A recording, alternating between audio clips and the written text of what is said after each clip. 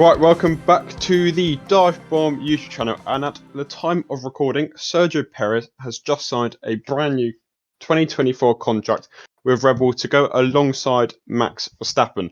Now, although this was an expected move, it does have a significant impact on the 2023 driver market. So, today I'm going to be back alongside Owen and Olly, and we're going to have a quick look at the driver market and who each team may be looking at for 2023 as the silly season hots up. So the first thing to do is look through the grid and see who already is guaranteed a seat in 2023. So, starting with Red Bull, as Dan just mentioned, Sergio Perez has extended his contract to 2024, and his teammate Max Verstappen has previously extended his contract till 2028, which is a massive deal. Looking further, unfortunately for Ferrari, down the grid, we also have Carlos Sainz, who will be with the team until 2024, like his teammate Charles Leclerc as well. Mercedes, Lewis Hamilton and George Russell. Lewis Hamilton is potentially in his penultimate season, but we'll touch on that later as his contract expires in 2023, and George Russell has also got a multi-year contract. Alfa Romeo have only got one of their two drivers currently contracted for the future seasons with Valtteri Bottas, and similarly, Haas have also got Kevin Magnussen, who they snapped up again earlier this season after he previously raced for them a few years ago.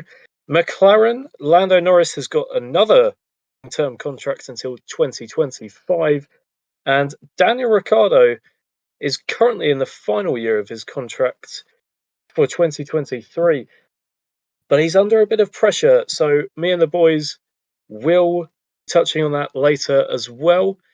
With Alpine, Esteban Ocon has also got a contract until 2024. So his teammate Fernando Alonso could be under a little bit of pressure to perform this season. Aston Martin have got Lance Stroll, which, well, I mean, everyone knows Lawrence Stroll will probably never let his son go. So that is almost like an infinite contract. With AlphaTauri, Pierre Gasly has a contract with Red Bull, but he could leave. So we will see about that. And so the available seats really currently are one Alfa Romeo seat, one Haas seat, one Alpine seat, one Aston Martin if Sebastian Vettel decides to hang up the helmet and retire. We have also got two Williams seats, two Alpha and well, McLaren will have to also see because Daniel Ricciardo could be under a bit of pressure. Right, as we said, there's probably about 9 seats in the 2023 driver market, so we're going to have a look at who each team may be considering for those seats and discuss who we think will take that seat. So we're going to kick off with Alfa Romeo. I believe they have two options: Guan Yu Zhou to stay, or they promote Thierry Pourchaire from F2, who currently lies second in the standings at the time of recording. Alternatively, they could look to their engine supplier Ferrari, who have a vast array of junior drivers. The most notable, of course, Mick Schumacher, current Haas F1 driver. He's not done too well this season, but he's an F2 and F3 champion, and he's held to be a future F1 champion. Boys, what do we think about Mick Schumacher? Has he been better this season than Guan Yu Zhou? They're two drivers who've really had a very similar career path. They raced each other for their careers thus far, basically. Ability-wise, they're probably very similar. We saw Guan Yu Zhou get 1 point in Bahrain. Mick Schumacher still yet to get career point. I'd probably say the Alpha is a bit better than the Haas this year, but they're not too far apart. But realistically, is one better than the other? Probably not. They're probably fairly even. Replacing Zhou with Schumacher would probably make a minimal difference, to be completely honest. So, regarding that, who do we think will be in for Alfa Romeo alongside Bottas in 2023? For me, it's going to be their driver academy driver, their only one really, Théo Pourchaire. He's been incredible in F2. He's their wonder kid. I'm surprised he hasn't been picked up by a big team instead of Sauber. They've kept on to him, and I think he'd be a very valuable asset if he joined them in F1 next season. Yeah, I've also put Théo Pourchaire alongside Valtteri Bottas for 2023. Sauber really do like Porsche. They really have hyped him up for many years, and it kind of seems destiny that he'd eventually get an F1 seat. And he's doing comfortably well in F2. There's no reason not to promote him. So yeah, I see him alongside Bottas for a 2023 seat as well.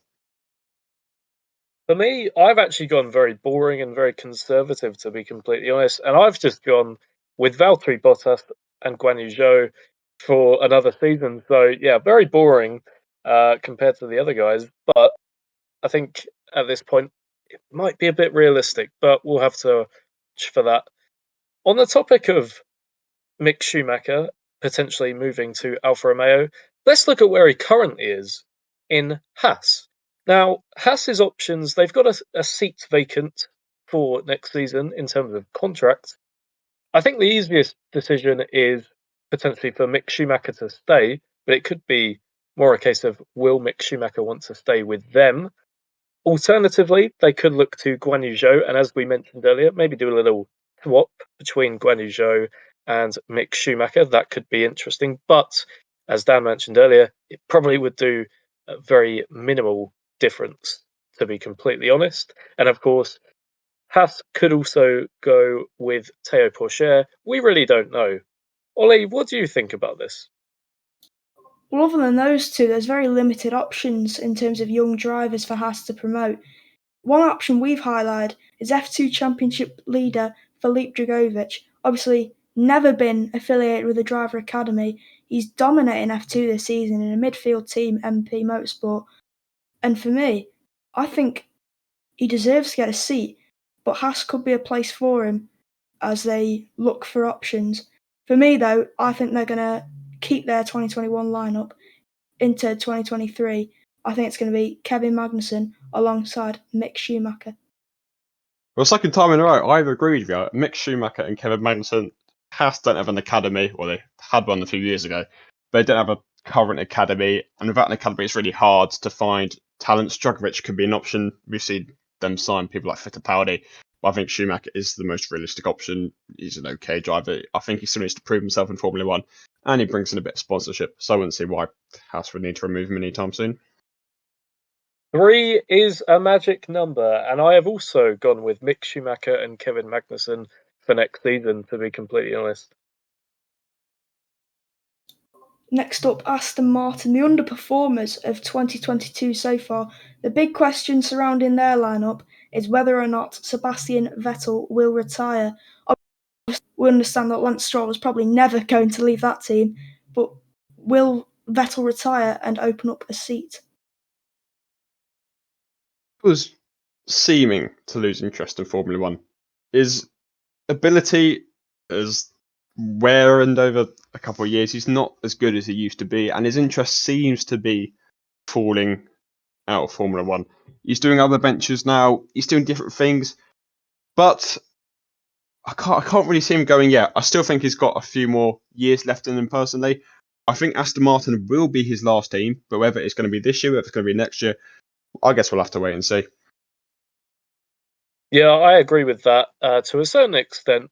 I think Sebastian will probably stay for at least 2023, maybe 24, if he's really up to it. I think, obviously, he thinks a lot about politics recently, which is very good to watch him. I think he appeared on the BBC the other week.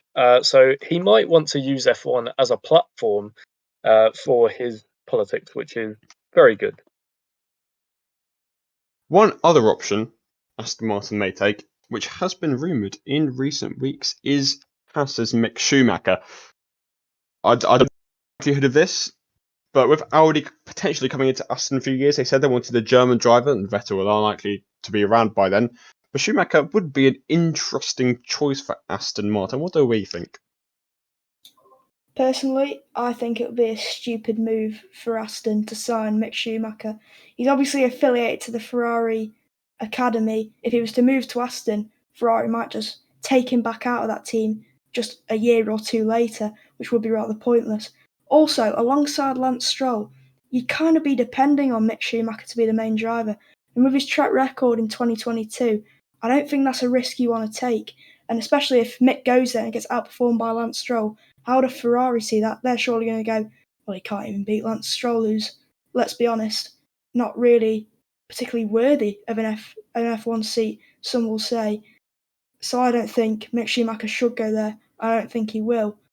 We mentioned him at Haas, however. For me, I think Lance Stroll, it is bold, I think Lance Stroll will be partnered by Felipe Drugovich in 2023. I am saying it.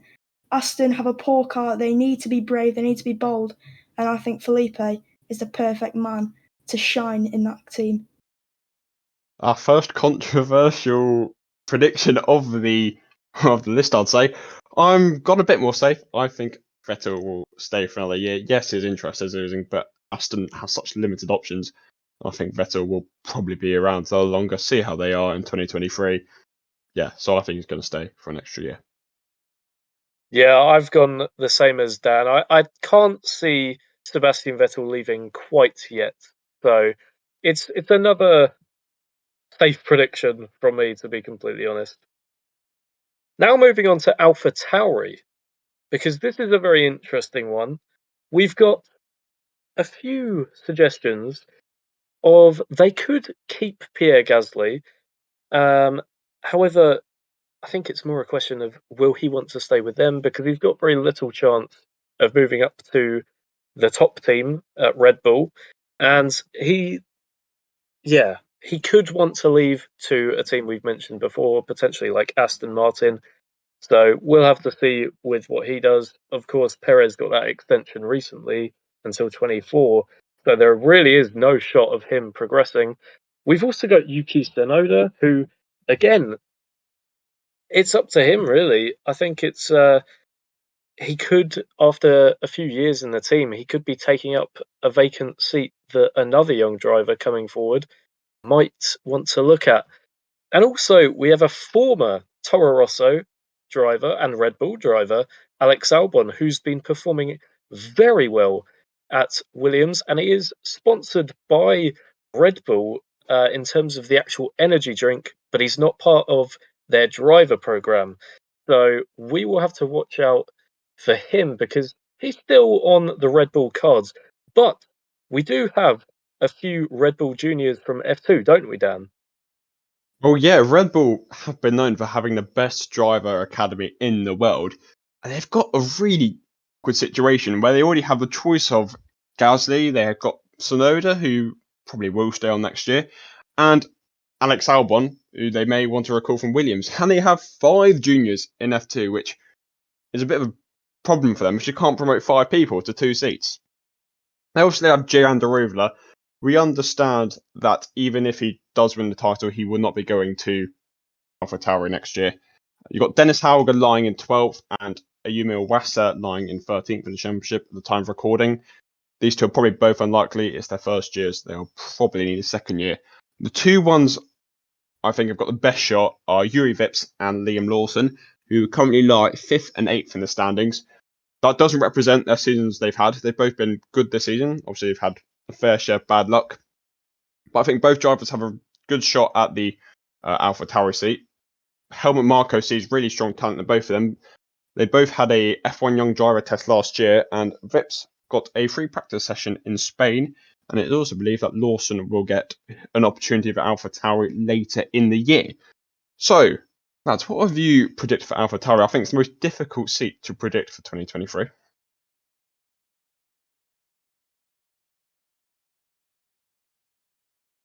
Yeah, I think this is very difficult because you've got 2 drivers who are sort of taking up spaces, and it looks like they will want to progress with their careers going forward. The top team, Red Bull, is currently being occupied by Perez and Verstappen, who Red Bull have put their complete future behind. So I've gone with, again, just a very safe option. I've gone for 2023, Pierre Gasly and Yuki Tsunoda. I don't see them changing. They're very consistent drivers. But the only issue is the more you wait, the more drivers get built up, and eventually you have to release them.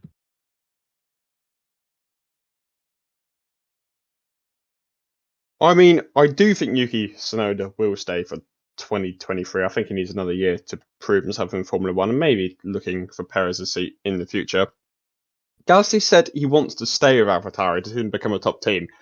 But I think if he's looking at his future careers and if Red Bull looking at that AlphaTauri seat, when you have so many Red Bull juniors coming up and so many options, I do think you need to move on from people like Pierre Gasly. So I've actually put Liam Lawson alongside Yuki Tsunoda for 2023. I think Lawson will be towards the top of the standings. His luck has been really bad this year. And I think we'll definitely see him in 2023 alongside Yuki Tsunoda. Ollie, what about you? For me, I think it's going to be a completely new lineup at AlphaTauri next season. I think Pierre Gasly will want to move on with his career. He's been sat waiting in the lines for too long now.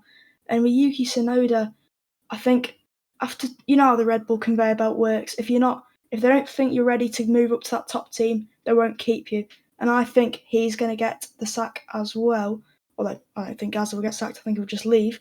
For me, Alex Albon will return to the team and he'll be partnered by Juri Vips from Formula 2. Vips has worked very closely with the team in the past year or so, and I think that relationship is going to grow even stronger with him in F1 next season. Next up then, this is the big obvious discussion in the driver market for next season. It's really just option A or B at this team next season. It's Alpine F1, Fernando Alonso or Oscar Piastri. It's a big question. What do we think, boys? I don't think there should even be a debate personally. I think the fact we've made this a debate is just absolutely rubbish. Fernando Alonso is still one of the best drivers into Formula One despite being 40 years old. He's proving week in, week out what he can still do. He's still no slouch. He's still a fantastic driver. We saw that in last year. We saw that in Hungary. We saw that in Qatar, for example. He's still a fantastic driver in his own right, and he's still performing well. This season, his luck probably hasn't gone his way, but it's been performing similarly or better to Ocon like he did last season. So I do definitely think that they should keep Alonso. Obviously, Piastri won F2, but why would you get rid of someone who's doing so well? Don't fix something if it's not broken. That's kind of the lines of going along here. Yeah, I sort of agree with that, but at the same time, I can understand that Alpine might want to get some young, fresh blood into the team. They have young Esteban Ocon. They might also want Oscar Piastri to just be the true future of that team. So I can understand. I'll put it this way: I would not like to be the person who decides who, if they want to keep Fernando or get rid of him because he won't be happy. But it's a tricky one because I'd like to see Alonso potentially win the Indy 500 and complete the Triple Crown or something like that. But he seems determined to stay, and I think because he's so determined, he will probably stay. For me, I think it's going to be out with the old, in with the new. Fernando Alonso is a world-class driver, but he's 40 years old. He's really getting on a bit now. Ocon has had the better of him this season, which is a change from last season. And I think Oscar was incredible in F2. Really, really incredible. We haven't seen a champion like him, I wouldn't say, apart from Leclerc and Russell, who are now F1 frontrunners. I think, like in 2018 when Alonso was prepping Norris to get the McLaren drive for next season, I think we'll start to see that over the course of the season. Alonso will start preparing Piastri to take his place at Alpine. The final team with missing seats, with no one to fill them so far, is Williams. Both seats untaken so far. The big option for Williams, the one that's been talked about heavily online in the paddock everywhere, is Nick de Vries. He's been linked with seats every now and again, every season since his F2 championship back in 2019, and he's since then won the Formula E World Championship. So he's a champion in 2 different series that are just about second to F1. So I'd say Nick Vries is a big, big candidate. In terms of the young, Logan Sargent, 9th in F2, probably not ready this season. Might be next season if he can push for the championship.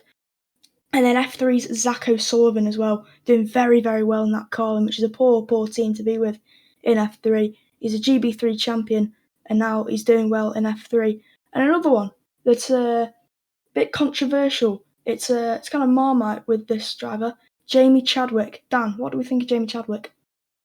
Well, Jamie Chadwick. This is a very interesting case. I've seen quite a few shouts for her to be in F1. Should she be? No, absolutely not. It's an absurd claim to think that Jamie Chadwick should be in F1. She doesn't actually have the super license, which is required for F1. What she's doing is farming points at W Series. And I'll debate to say W Series is one of the least competitive series probably in the world, to be honest. With all due respect, it's segregating genders basically in motorsport, which is something which hasn't done. It's basically causing the weaker drivers, and let's be honest, the weaker drivers have traditionally been female. I'm not saying that all female drivers are terrible, and I would love to see one at the forefront of motorsport, but none of them are of the ability to challenge for a Formula One seat. We've seen when Jamie Chadwick participated in the Formula Regional European Championship, she was 9th in the Premier, and that's definitely not what you're looking for in Formula One material. So Jamie Chadwick, an absolute no for me. Yeah, for me it's very similar because, of course, we have had people like Sophia Flask, I believe, make it to Formula 2, but then again, she was sort of in the mid-pack towards the tail end of the grid. So, unfortunately, as much as I would also love to see a female F1 driver, uh, I just don't see that being Jamie Chadwick, to be completely honest. And Formula uh, 3 is kind of like a similar car to the W Series. So, would you ever promote somebody from like Formula 4 or Formula 3 straight to F1? No, you wouldn't. Only someone very exceptional like Max Verstappen. So, yeah, for me, Jamie Chadwick is off the cards. And sadly, I think, to be honest, she needs to leave W Series and join Formula 3 and Formula 2 to really prove herself. Then let's get your lineups for Williams then, boys. You didn't opt for Piastri at Alpine, but will you take him at Williams? Well, I have said Oscar Piastri was signed for Williams in 2023. There has been some rumours about the F2 champion going to Williams if Alpine place Alonso in that seat, and I think that will be the case. I think we can all agree that Latifi will be gone by the end of the season. It's been abysmal this year, and obviously they don't need his money anymore. So I think they will sign Piastri, but I also think they'll retain Alex Albon. I've said there's going to be no space for him at AlphaTauri, and he's doing such a good job this year that there's no reason to let go of him personally. Yeah, I agree as well. I think, to be honest, when it comes to uh, Piastri, he's just exceptional, uh, and probably deserves to have that Williams seat, especially when you consider that Latifi's highlight of his career is probably crashing in Abu Dhabi 2021. Um, so, yeah, for me, Alonso will probably be out, but instead might go off to do IndyCar once again. I obviously chose Piastri at Alpine. I don't think Alonso will move down the field. I think he'll just leave the sport. For me, it's Formula 2 and Formula E champion Nick De Vries. He's almost certainly headed to Williams. And then this is my second very, very bold shout. I think Williams are going big. I think Pierre Gasly is going to head to Williams. I think when Lewis Hamilton leaves Mercedes at the end of 2023, I think Pierre Gasly will be the one to take his place alongside George Russell. A year at Williams, obviously a Mercedes powered team, I think that will do him a lot of good in terms of just a little bit of building relations with that Mercedes team before he heads there in 2024. Well, another bold prediction. I thought my Albon Piastri prediction was bold. Right, the last seat is McLaren. Now, Ricciardo has got a contract for 2023, but recent comments from Zach Brown have been suggesting that he may be in trouble. As Brown has said that Ricciardo isn't performing to his or McLaren's expected standards. So that has kind of brought some interesting rumours around the driver market. So the biggest rumour is Pierre Gasly. to move to McLaren, move from AlphaTauri, who said he may not want to be there anymore, and he could be a good signing for McLaren, a team further up the grid, a team who could become competitive in future years. Then you have Colton Herta and Pato O'Ward of the IndyCar series. Herta signed a testing deal with McLaren, and O'Ward obviously races for McLaren in the IndyCar series. I feel Herta is definitely more unlikely to move over to F1 than O'Ward for a couple of reasons. One, O'Ward is actually outperforming Herta in the IndyCar series. O'Ward is obviously associated with McLaren, and he's just signed a new contract, which means he'll be associated with the team until 2025. And Herta will move to Andretti if Andretti come to Formula One. And do McLaren want someone for 2023 who'll just go straight off in 2024? Probably not. So, realistically, Herta is unlikely. O'Ward has still got a chance that if they decide to remove Ricciardo, but it wouldn't certainly be a bold move by McLaren. But I have said personally that Ricciardo will stay for another year. I think O'Ward probably isn't ready yet. Maximum 2024, but I think Ricciardo at the moment will see the end of his contract for 2023. I can echo exactly what Dan said there. I think it will just be an unchanged lineup. I think Herta's going to wait out for a 2024 Andretti seat, and then I think Pato's going to keep building his reputation, increasing his accolades out in IndyCar before potentially switching over to McLaren in 2024, maybe later, 2025, 2026. But Owen, what do you think about McLaren?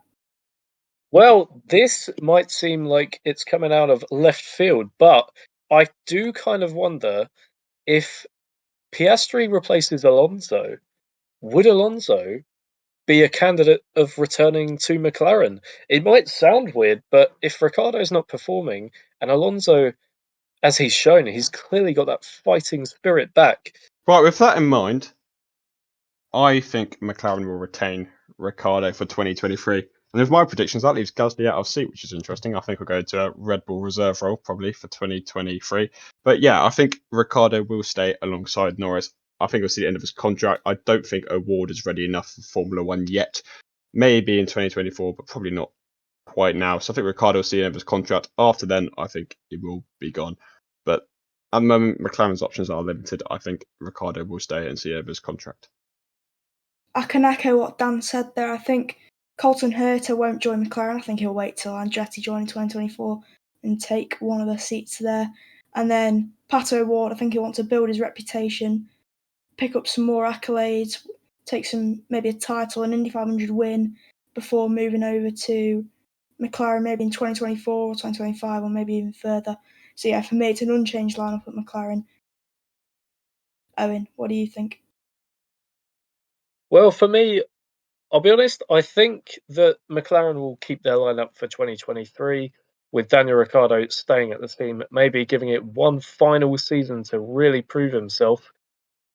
However, I would like to pose the question of potentially McLaren would be interested in Fernando Alonso, because if Piastri replaces him at Alpine, then he would be a free agent and could be a good candidate for McLaren. He's arguably racing better than Daniel Ricciardo right now.